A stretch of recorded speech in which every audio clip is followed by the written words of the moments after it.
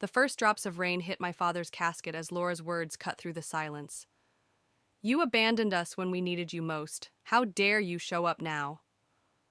My name is Alice, and I hadn't seen my sister in 3 years until today. The funeral brought us together like a cruel cosmic joke, forcing us to stand side by side while our father was lowered into the ground. I kept my eyes fixed on the polished mahogany, trying to ignore the whispers from distant relatives and family friends. The sculptor who chose art over family, the daughter who broke her father's heart. I'd heard it all before. Laura, please, I whispered. Not here. She turned to face me, mascara running down her cheeks. When then, Alice? When you're back in New York, hiding in your fancy studio? Or maybe after another 3 years of silence? Aunt Rose stepped between us, her weathered hands reaching for both our shoulders. Girls, your father wouldn't want this. Our father wanted a lot of things, Laura spat. Like his eldest daughter to join the family business instead of running away to play with Clay. The small crowd of mourners shifted uncomfortably.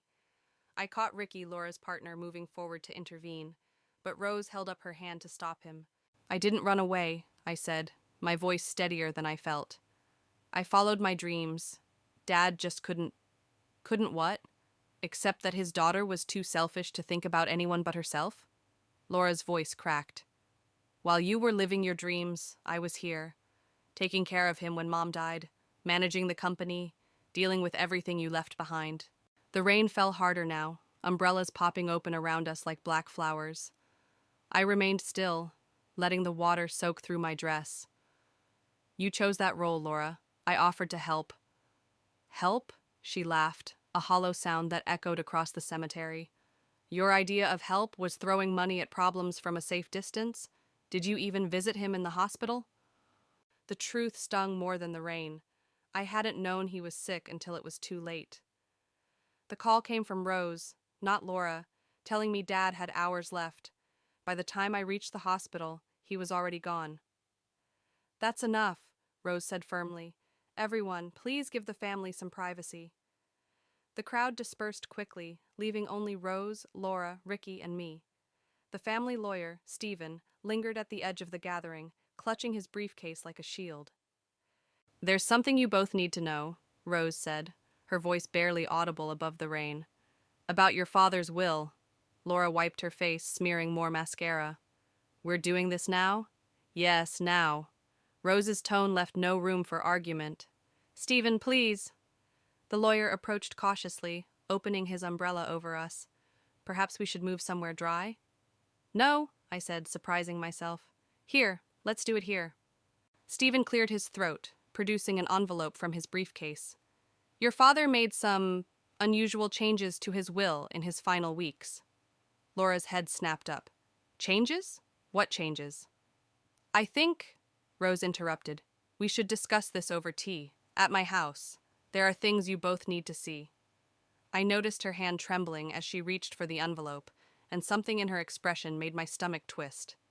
She knew something beyond the will. Rose, I started, but she shook her head. Not here, dear. Some truths need a proper setting. She glanced at Laura, who had gone pale. And some secrets have waited long enough. I don't have time for this, Laura muttered, but I caught the fear in her voice.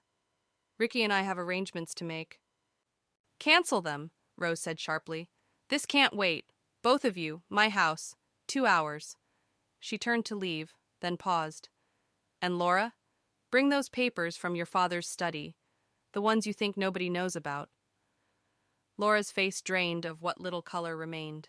She grabbed Ricky's arm and practically dragged him away, leaving me standing in the rain with more questions than answers.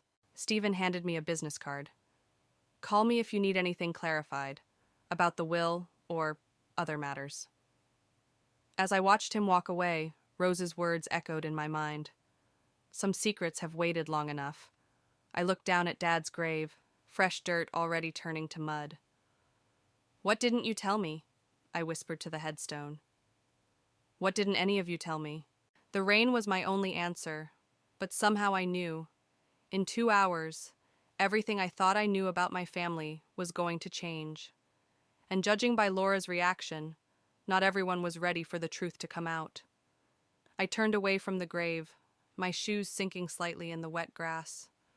Whatever came next, one thing was certain. I wasn't the only one who'd been keeping secrets. I found Laura in the parking lot of Rose's Victorian house, gripping her steering wheel but making no move to get out. Through the rain-streaked windshield, our eyes met. She looked away first. Ricky wasn't with her. Interesting.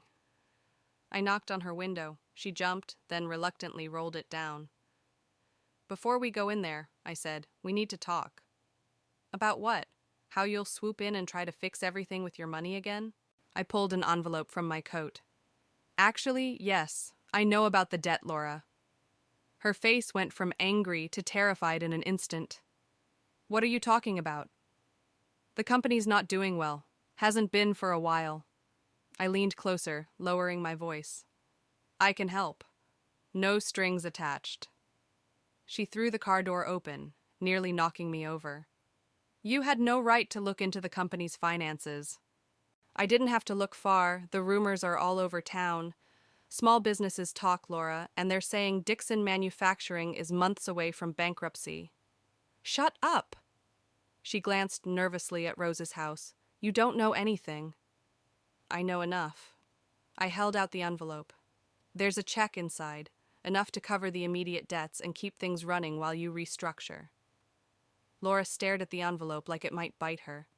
"I don't want your charity." "It's not charity, it's family." "Family?" She laughed bitterly. "Where was family when Dad needed you? When I needed you?"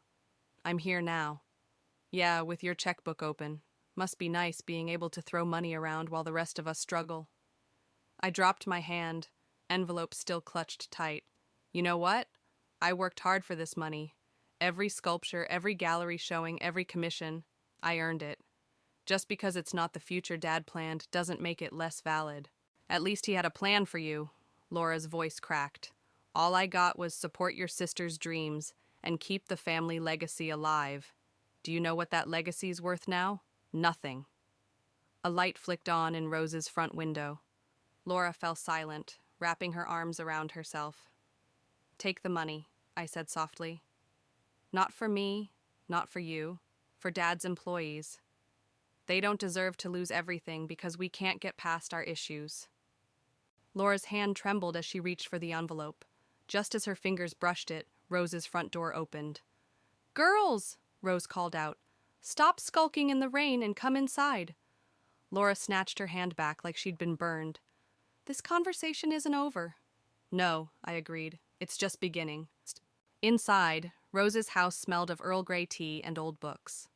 She led us to her study, where 3 cups waited on her antique desk. Next to them sat a worn leather folder I recognized from Dad's office. "Sit," Rose commanded, taking her place behind the desk. Laura perched on the edge of her chair, clutching her purse. "Where's Stephen?" "He'll be here soon." Rose fixed her gaze on Laura. "Did you bring the papers?" "I don't know what you're talking about." Rose's eyes narrowed. "Don't lie to me, child. Not today." The silence stretched until Laura finally reached into her purse and pulled out a manila envelope. She placed it on the desk like it was made of glass. "Before Stephen arrives," Rose said, opening the leather folder, "there's something you both need to see." She removed a photograph, yellowed with age. "Your mother took this the day before she died." I leaned forward. The photo showed Dad in his office, but he wasn't alone. Laura stood beside him, holding what looked like legal documents. They were both smiling, but something about their expressions made my skin crawl. "What is this?" I asked. "The beginning," Rose replied. "The day Laura agreed to help your father rewrite his will, the first time." Laura shot to her feet. "Don't!" "6 months before he died," Rose continued, "he changed it again, without telling you." "I said don't!" Laura's voice rose to a shout. "Why?" I looked between them. "What's in the will?" A knock at the door made us all jump. Rose stood slowly. "That'll be Stephen," she said. "And Laura, those papers you brought, they're forgeries. Your father told me everything before he died." Laura swayed on her feet, face ashen. "I need to leave." "No," Rose's voice was steel. "You need to stay and face what you've done. Both of you do." As Rose went to let Stephen in, I stared at the photograph, at those smiling faces hiding God knows what secrets. Laura sank back into her chair, tears streaming down her face. "I'm sorry," she whispered. "I'm so sorry." I wasn't sure if she was talking to me, to Rose, or to the ghosts of our parents. But I had a feeling I was about to find out exactly what she was sorry for. Stephen laid out the documents on Rose's desk with methodical precision. Outside, thunder rolled across the sky, making the windows rattle. "The original will," he said, pointing to the first document, "left everything split equally between Alice and Laura." He glanced at Laura, who wouldn't meet his eyes. "This version was signed 3 years ago." "And the new one?" I asked. He pulled out another document. "Signed 2 weeks before your father's death. It's significantly different." Laura's hands were shaking so badly she spilled her tea. Rose quietly handed her a napkin. "Your father discovered some concerning transactions," Stephen continued. "Money being moved from company accounts to private ones. At first, he assumed it was embezzlement by an employee." "Stop," Laura whispered. "But it wasn't an employee, was it?" Rose's voice was gentle but firm. "Show them the transfers, Stephen." He produced a stack of bank statements. My stomach lurched as I saw the numbers, hundreds of thousands of dollars, methodically drained from the company over 2 years. "Laura?" I could barely get her name out. "What did you do?" "What I had to," she burst out. "The company was failing. Dad wouldn't listen. He kept insisting everything was fine, that his way of doing things still worked, but it didn't." "So you stole from him?" The words tasted bitter. "I borrowed. I was going to pay it back. I just needed to modernize the factory, update our systems. Dad was stuck in the 1980s, and we were losing contracts left and right." Stephen cleared his throat.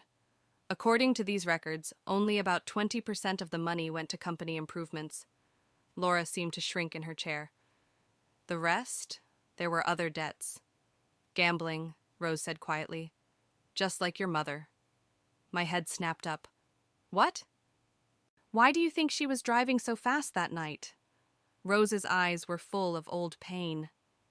"She'd lost big. Was rushing to the casino to try to win it back. Your father covered it up, told everyone it was just an accident." "And you," I turned to Laura, fury rising in my throat. "You knew about this. All these years. You let me think." "I let you think what Dad wanted you to think," Laura shot back. "He protected Mom's memory. Protected all of us. I was just trying to protect him too." "By stealing his money?" "By saving his company. And I would have if he hadn't." She trailed off, looking at the new will. Stephen picked up the document. "When your father discovered the truth, he made changes. The company goes to Alice." The room went silent except for Laura's sharp intake of breath. "All of it," Stephen continued, "along with the house and majority of his assets. Laura receives a small trust, to be managed by an independent trustee." "He cut me out," Laura's voice was hollow, "after everything I sacrificed." "Sacrificed?" I stood up so fast my chair toppled backward. "You stole from him. And all those times you accused me of abandoning the family, of not being there, you were just covering your own guilt. I was there, every single day, watching his health decline, watching our legacy crumble. While you gambled it away," I was shouting now. "Did Ricky know? Is that why he's not here?" Laura's face crumpled. "I told him this morning. He left." Rose pulled another envelope from the folder. "There's more." "How can there possibly be more?" I asked. "The letter your father wrote to Alice," Rose said. "The one Laura intercepted 3 years ago." Laura went completely still. "You knew about that?" "I knew everything, child. I was your father's confidant long before I was your aunt." My hands were trembling as I took the envelope. The letter inside was dated just before I'd opened my first gallery show, the show I'd begged my family to attend. "He was proud of you," Rose said softly. "He wanted to tell you in person, but Laura convinced him you'd rejected the family, that you didn't want contact." The words on the page blurred through my tears. Dad's handwriting, telling me he was sorry, that he understood now, that he wanted to see my work, to be part of my life again. I never got this letter, I said, looking at Laura. You made sure of that. I was angry, she whispered. You got to leave, to follow your dreams. I was trapped here trying to fix everything. When Dad started talking about reconciling, about maybe even investing in your gallery, I couldn't stand it. So you isolated him, fed him lies about me not wanting to visit, all while stealing from him. Thunder crashed again, closer this time. Laura buried her face in her hands. The company is yours now, she said, voice muffled. You won. Are you happy? I looked at the letter again, at the love and regret in every word. Then at the bank statements showing my sister's betrayal. Finally, at Rose, who watched us with centuries of family secrets in her eyes. No, I said. I'm not happy, but I'm not finished either. Not by a long shot. The rain beat against the windows like it was trying to get in, to wash away all our sins. But some stains, I was learning, run too deep for rain. The factory floor was eerily quiet as I walked through it the next morning. Dust-covered machinery stood like sleeping giants, and the few workers present watched me with wary eyes. They knew who I was, the prodigal daughter, returned to claim her inheritance. I found Laura in Dad's old office, frantically shoving papers into a box. Planning to destroy more evidence? I asked from the doorway. She jumped, nearly dropping the box. I'm collecting my personal items.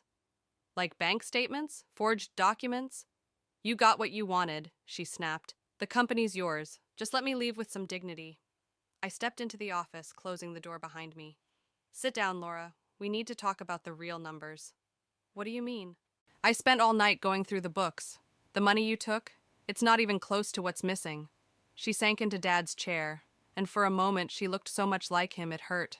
I don't know what you're talking about. Don't. I slapped a folder onto the desk. The casino debts were just the beginning, weren't they? There's more. A lot more. Laura's face crumpled. You don't understand. Then help me understand. Because right now I'm looking at a company that's not just failing, it's being bled dry. And somehow the bleeding got worse after Dad got sick. I had to protect him, Laura's voice cracked. He was so weak, in and out of hospitals. If he'd known how bad things really were. So you lied, covered it up, took more money to hide the money you'd already taken. She nodded, tears streaming down her face. It spiraled. Every time I thought I could fix it, something else would go wrong. The suppliers raised their prices. The equipment kept breaking down, and the gambling. I couldn't stop. Like Mom couldn't stop. I didn't mean to become her. Laura wiped her eyes. I just wanted to be the good daughter, the one who stayed, the one who kept everything together. I pulled up a chair and sat across from her. Show me everything. No more lies. For the next hour, Laura laid it all out. The hidden accounts, the maxed out credit cards in the company's name, the loans from people who didn't show up in any official records. $2 million, I finally said. You're in debt for $2 million. Some of it's to people you don't want to keep waiting. Her hands were shaking as she pulled out another folder. They've been calling, sending messages. I opened the folder and felt my blood run cold. Photos of Laura's house, of her car, of her walking to work. Have they threatened you? She nodded. They gave me until the end of the month. That's why I was so angry at the funeral. I thought maybe Dad's insurance would cover it, but then the will. Jesus, Laura, why didn't you tell me sooner? Tell you what? That I'm not just a thief, I'm a failure? That I gambled away our father's legacy and got in bed with loan sharks? She laughed bitterly. You were the smart one. You got out. I stayed and destroyed everything. I stood up and walked to the window, looking out at the factory floor. Dad's employees, my employees now, going about their work, unaware their jobs were hanging by a thread. That check I offered you yesterday, I said. It wouldn't have been enough, would it? Not even close. I turned back to her. If I help you, really help you, things have to change.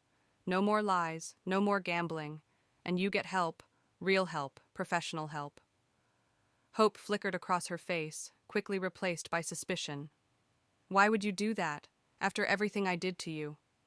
Because you're my sister, and because Dad loved this place. These people don't deserve to lose their jobs because of our family's demons. I don't deserve your help. No, I agreed. But those workers out there, they deserve a chance. And maybe we both deserve a chance to do better than our parents did. Laura looked down at her hands. Ricky left, said he couldn't trust me anymore. Can you blame him? No, I'm alone now. Really alone. I walked back to the desk and picked up the threatening photos. No, you're not. But Laura, this is your last chance. One more lie, one more betrayal, and I'm done. Understand? She nodded slowly. What are you going to do?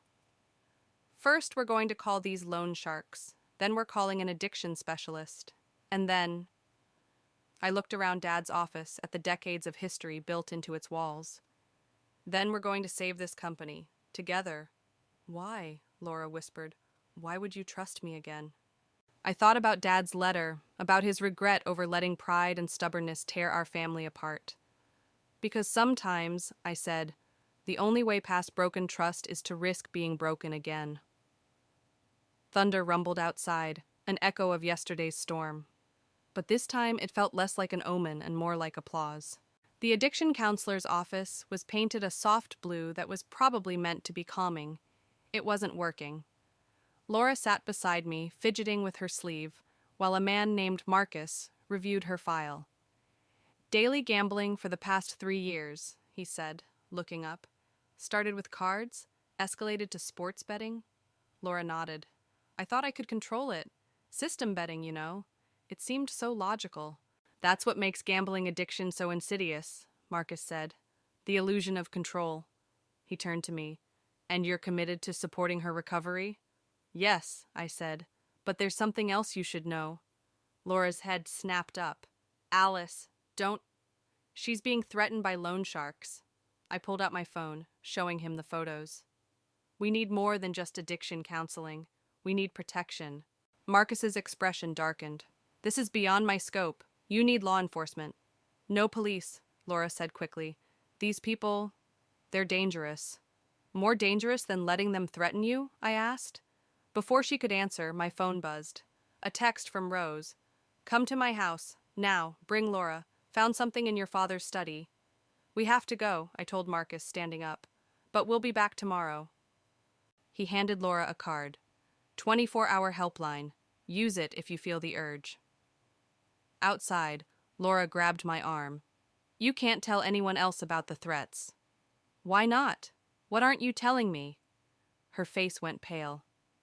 They know things about Dad's company, things that could hurt people. What things? Please, Alice, just trust me on this. I yanked my arm away. Trust you? After everything? Fine. She looked around the parking lot nervously. Dad, he wasn't always careful about safety regulations. To save money, there were accidents. What kind of accidents? The kind that got covered up. With money. Lots of money. My stomach lurched. That's what some of the missing funds were for? Hush money? She nodded. If this gets out, the company's finished, and people could go to jail. Dad's dead. He can't go to jail. No, but the board members who knew? The managers who helped cover it up? She laughed bitterly. Some of them still work there. I leaned against my car, feeling sick. So the loan sharks know about this? They know enough to make it a problem. That's why I couldn't go to the police. That's why I kept borrowing more. My phone buzzed again. Rose. Hurry, important. Get in, I told Laura. We're not done with this conversation, but Rose is waiting. The drive to Rose's house was tense. When we arrived, we found her in the study with a large metal box open on her desk. Look what I found behind your father's bookshelf, she said without preamble. Inside the box were stacks of papers, photos, and USB drives. Rose held up one photo. It showed Dad shaking hands with a man in an expensive suit. That's Michael, Laura whispered. The main loan shark. This goes deeper than gambling debts, Rose said. Your father was involved with these people for years. Look at the dates. The photo was from 15 years ago. I picked up another, Dad with the same man, plus others, at what looked like a private club.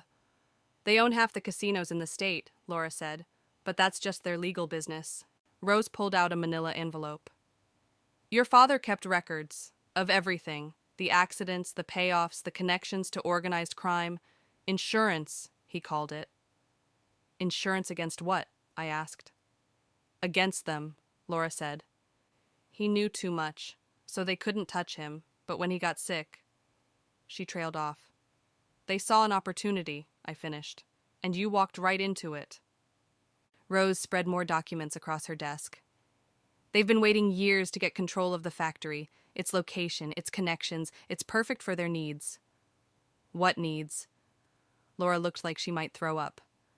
Money laundering, drug distribution. The factory's right on the state line, perfect for...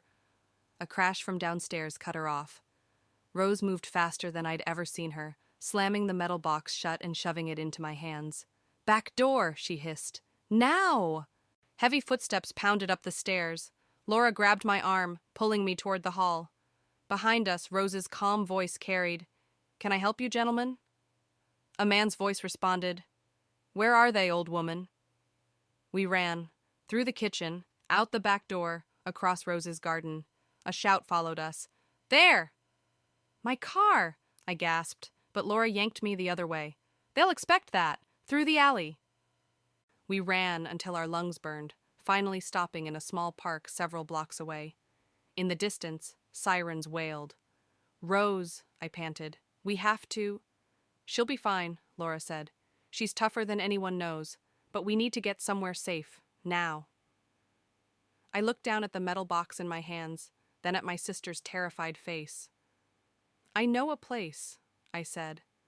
"But first, tell me everything. No more secrets." Laura nodded, still catching her breath. "Everything, I promise. But Alice, after this, there's no going back." The sirens grew closer. Whatever came next, one thing was clear. Dad's insurance policy had just become our problem. My studio loft downtown wasn't much, but its security system was top-notch, a necessity when you store valuable sculptures. Laura paced while I locked up and drew the blinds. "Rose just texted," I said. "She's fine. Says the police came before anything happened." "They won't hurt her," Laura said. "They want these." She gestured at the box we'd set on my work table. "And they want us to know they want them." I opened the box and started spreading documents across the table. "Tell me about Michael." "He approached me 6 months ago. Said he knew about my gambling debts, offered to help." She laughed bitterly. "Said Dad would have wanted him to look out for me." "And you believed him?" "I believed I was desperate." She picked up one of the photos. What I didn't know was how long they'd been waiting, planning. My phone rang. "Stephen." I put it on speaker. "Are you both safe?" he asked without preamble. "Yes," I said. "What's happening?" "The police are at Rose's, but these men, they're well connected. This goes way beyond local law enforcement." "We know," Laura said. "We found Dad's insurance box." Silence on the line. Then, "Open the blue folder, third from the left." I found it and pulled out a stack of papers. My hands started shaking as I read. "These are deeds," I said, "to properties all over the state, all owned by shell companies, but all connected to Michael's organization," Stephen finished. "Your father discovered their entire money laundering network, had proof of everything. That's why they wanted the factory," Laura whispered. "It wasn't just about location. They needed to silence him. And when he got sick," I said, "they thought their chance had come. But he changed the will, gave everything to me instead of Laura." "Because he knew I was compromised," Laura said quietly. "He was protecting the company, protecting his evidence." A sharp knock at my door made us both jump. Through the peephole, I saw Ricky. "What's he doing here?" I hissed at Laura. "I called him," Stephen said through the phone. "He needs to hear this too." I let Ricky in. He looked terrible, unshaven, eyes red. He wouldn't look at Laura. "Show him," Stephen said. I handed Ricky the deeds. His face went from confused to shocked to angry. "The construction contracts," he said. "All those new casinos being built? My company's been bidding on them." "Let me guess," Laura said. Michael's people approached you? He nodded. Said they could guarantee we'd win the bids.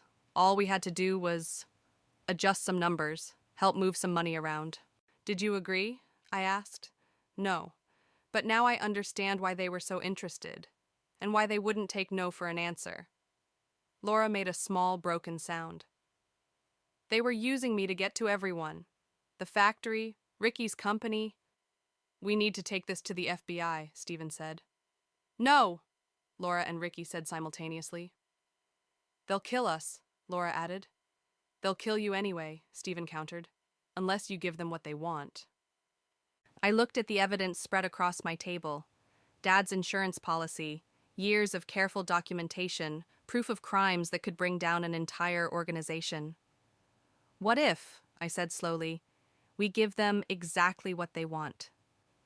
What do you mean? Laura asked. They want the factory, the perfect distribution point, the perfect cover, so let's give it to them. Alice, no, Stephen started, but I cut him off. Let me finish. We give them what they want, but we control how they get it, and who's watching when they take it. Understanding dawned on Ricky's face. A trap. We need time to copy everything, I said, to get it to the right people. Then we make them think they've won. Laura stepped closer to the table. They'll be watching us. Good. Let them watch. Let them think we're desperate, scrambling. I turned to Ricky. Will you help? He finally looked at Laura, really looked at her. This isn't just about the evidence anymore, is it? This is about making things right. She met his gaze. I can't undo what I did, but I can try to fix it. It's dangerous, Stephen warned through the phone. Everything's dangerous now, I said. But Dad spent years building this case. We're going to finish it. Another text from Rose appeared. Whatever you're planning, remember, your father played the long game. So should you. I looked at Laura, then Ricky, then the mountain of evidence between us. 3 days, I said. We need to make them think we're cracking, that we'll give them everything just to make this go away. And then? Laura asked. And then we show them what happens when you threaten our family? Ricky picked up one of the photos. Your father was a smart man. Yes, I said, thinking of the will, of how he'd orchestrated everything even from his deathbed. He really was. The question was, could we be smart enough to finish what he started? The factory parking lot was empty except for 3 black SUVs. Michael stepped out of the middle one, exactly as he appeared in Dad's old photos. Expensive suit, cold smile, dead eyes. Ladies, he said, spreading his arms like we were old friends. Shall we do this inside? Laura's hand trembled as she unlocked the front door. I carried Dad's metal box, making sure they saw it. Behind us, Michael's men followed silently. The factory floor was dark, machines silent. Our footsteps echoed as we headed to Dad's office. I must say, Michael said, I'm glad you finally came to your senses. This could have been messier. We just want this over, I said, setting the box on Dad's desk. He smiled. Of course you do. Family businesses can be such a burden. He turned to Laura. Isn't that right? She wouldn't meet his eyes. Just take it and go. Oh, I'll take it. Along with the factory, of course. The paperwork is ready, just needs your signatures. One of his men placed a document folder on the desk. I opened it, pretending to read. You understand, Michael continued. We'll need the digital copies, too. All of them. There's a USB drive in the box, I said. Everything's on it. He nodded to another man, who stepped forward to open the box. The moment his hands touched it, the factory's emergency lights flashed on. Bright, blinding. FBI, hands where we can see them. Agents poured in from every entrance. Michael's smile vanished as he reached inside his jacket. I wouldn't, said a familiar voice. Stephen stepped out from behind a machine, badge displayed. 15 years undercover, watching you, waiting. Did you really think this would be so easy? Michael's eyes darted between us. You little. Choose your next words carefully, Stephen cut in. They're being recorded. Laura grabbed my arm as agents surrounded us, weapons drawn. Michael's men raised their hands, but he stood still, that cold smile returning. You think this ends here? He asked. You think your father's little insurance policy will protect you? No, I said, but the last 3 days of recorded conversations will. His smile faltered. What? Every meeting, Laura said quietly. Every threat, every detail about your operation. We got it all. Impossible. We checked. The sculptures, I interrupted, in my studio. Each one hollow, each one containing a recording device. Art's funny that way. Nobody looks twice at it. Stephen stepped closer. Your organization's finished, Michael. We have everything. The money laundering, the drug routes, the bribes, all of it. And the best part? I added. Dad's box? It's empty. Has been for years. You were so focused on finding his evidence, you missed ours. The rage that crossed his face made Laura step back, but I held my ground. You threatened my family, I said. Tried to steal our legacy, used my sister's addiction against her. Did you really think we'd just give up? Cuff them, Stephen ordered. As agents moved in, Michael locked eyes with me.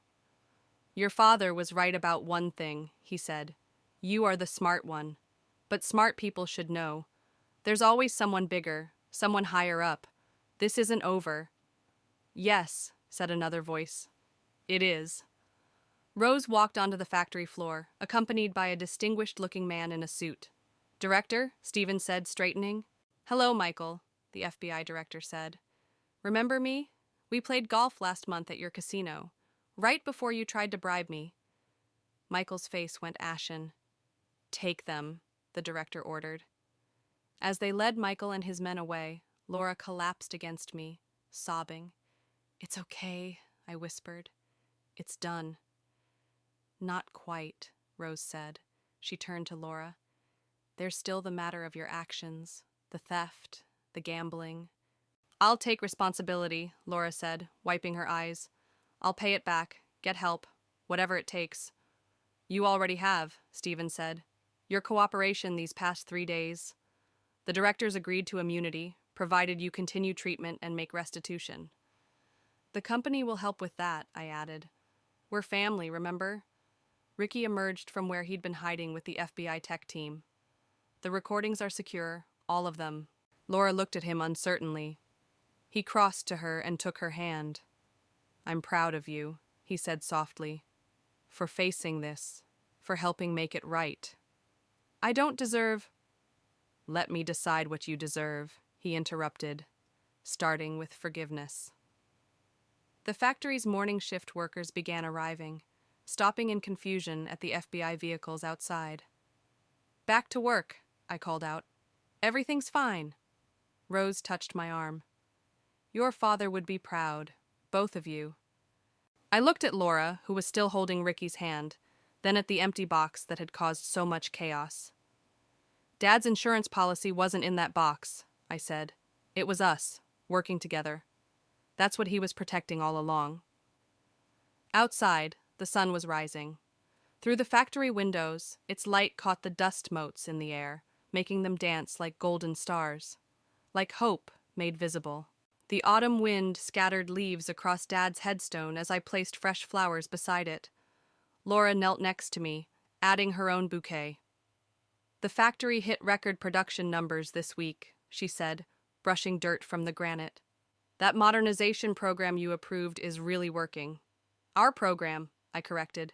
You're still the one who knows manufacturing. I just provide the sculptures for the lobby. She smiled, a real smile, not the haunted one I'd seen so often before. Speaking of which, that new piece you're working on, the one with the empty box? Yeah, I think Dad would have appreciated the irony. A car pulled up nearby. Rose stepped out, followed by Ricky carrying a picnic basket. Thought we might have lunch, Rose called out. Share some news. We spread a blanket on the grass beside Dad's grave. Rose poured coffee from a thermos while Ricky distributed sandwiches. The last of Michael's associates took a plea deal this morning, he said. Stephen called to let us know. Laura squeezed his hand. So it's really over? The criminal part, yes. Rose sipped her coffee. The healing part, that's ongoing. 6 months sober, Laura said quietly. My counselor says I'm making good progress. You are, I agreed. The company books prove it. She pulled an envelope from her jacket. Which is why I wanted to show you this. I've been working with the accountant, setting aside part of my salary. It's not much, but it's a start on paying back what I took. I pushed the envelope back toward her. Keep it. Put it toward the wedding. Her eyes widened. How did you... Ricky grinned. I may have asked your sister's permission first. Wanted to do things right this time. You knew? Laura turned to me. And you didn't say anything? Some secrets, I said, are the good kind. Rose raised her coffee cup. To new beginnings. And old wisdom, I added, touching my cup to hers. Dad taught us more than we realized. He did, Laura agreed. About family, about trust. She paused. About forgiveness. I reached into my bag and pulled out a small package. Which reminds me, I found this in his desk last week. Laura unwrapped it carefully. Inside was a worn leather wallet.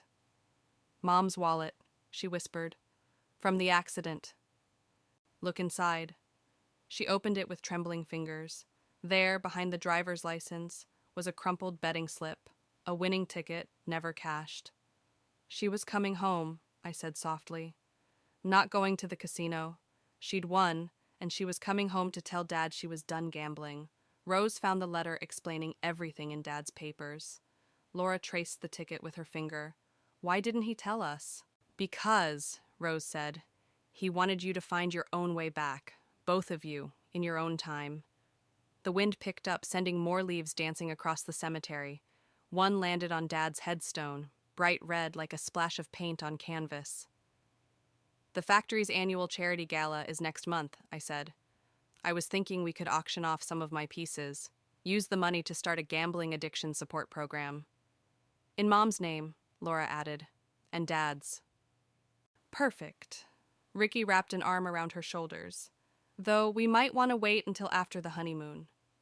About that, Rose interjected, I have something for you both. She handed each of us an envelope. Inside mine was a key. Laura held up an identical one. To the lake house, Rose explained. Your parents' favorite place. I think it's time it belonged to their daughters. Together? Laura asked, looking at me. Together, I confirmed. Though maybe we can update that awful 70s decor? She laughed, a full, free sound that echoed across the cemetery. Only if you let me handle the kitchen renovation. Your artistic taste doesn't extend to appliances. Deal. We finished our lunch as the sun broke through the clouds, casting long shadows across Dad's grave. Before leaving, I touched the headstone one last time. We're okay, Dad, I whispered. All of us. Laura linked her arm through mine as we walked back to our cars. You know what I just realized? This is the first time we've all been here together when nobody was lying about anything. Truth looks good on us, I said. Yes, Rose called from behind us. It does. At the parking lot, Laura hugged me tight. Thank you, she said, for not giving up on me. That's what big sisters are for, I hugged her back. Even when they're being stubborn artists who run away to New York. Even then, she agreed. We drove away separately, but headed to the same place. The factory, our legacy, our future. Not perfect, but ours. Together. The truth, it turns out, was Dad's final gift to us. Not the empty box, not the evidence, but the chance to find our way back to each other. To find our way home.